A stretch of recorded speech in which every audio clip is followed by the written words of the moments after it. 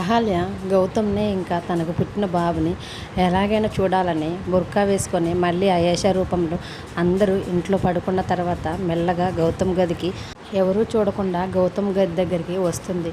గౌతమ్ గది డోర్ని తీసి చూసేసరికి బెడ్ మీద గౌతమ్ ఇంకా బాబు ఇద్దరు కూడా ఆదమర్చి నిద్రపోతూ ఉంటారు. అలా నిద్రపోతున్న గౌతమ్ని ఇంకా బాబుని చూసి దగ్గరకు వచ్చి అహల్య చాలా ఏడుస్తూ బాధపడుతూ ఉంటుంది. తర్వాత ఆదమర్చి నిద్రపోతున్న తన బాబుని చేతులలోకి తీసుకొని ఆ బాబుని చూసి చాలా ఏడుస్తూ నుదుటి మీద బాబుకి ముద్దు పెడుతుంది. తర్వాత బాబుని మళ్ళీ బెడ్పై పండేసి బుగ్గ మీద కూడా ముద్దు పెడుతూ చాలా బాధపడుతూ ఉంటుంది. పక్కనే ఉన్న గౌతమ్ బాబు వైపు కూడా అహల్య చాలా ప్రేమగా చూస్తూ ఏడుస్తూ ఉంటుంది.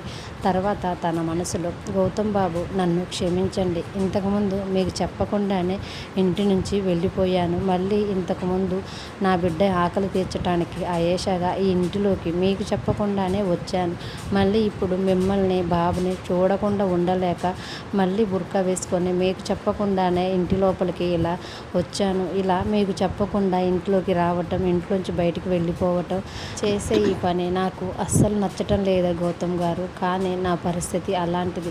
మీకు చెప్పకుండా ఇలా చేయాల్సి వస్తున్నందుకు నన్ను క్షమించండి గౌతమ్ గారు అని ఆదమర్చి నిద్రపోతున్న గౌతమ్ వైపు చూస్తూ తన మనసులో చాలా బాధపడుతూ ఏడుస్తూ ఇంకా ఎవరైనా లేస్తే తనని చూసే ప్రమాదం ఉందని వెంటనే అహల్య గౌతమ్ రూమ్ వదిలేసి వెళ్తూ ఉంటుంది. అప్పుడే ఒక్కసారిగా గౌతమ్ అహల్య అని పిలిచేసరికి ఆ బుర్కాలో ఉన్న అహల్య తన్ను గౌతమ్ చూసేశాడా, అందుకే అహల్య అని నన్ను పిలుస్తున్నాడని వెనక్కి తిరిగి చూస్తుంది. మరి రేపటి భాగంలో గౌతమ్ గారు నిజంగానే అహల్యని చూచి అహల్య వెళ్ళిపోకుండా ఆపినట్టు పిలుస్తున్నారా, లేకపోతే అహల్య మీద ప్రేమతో నిద్దట్లో కూడా అహల్యనే కలవరిస్తున్నారనేది రానున్న ఎపిసోడ్స్లో చూద్దాం.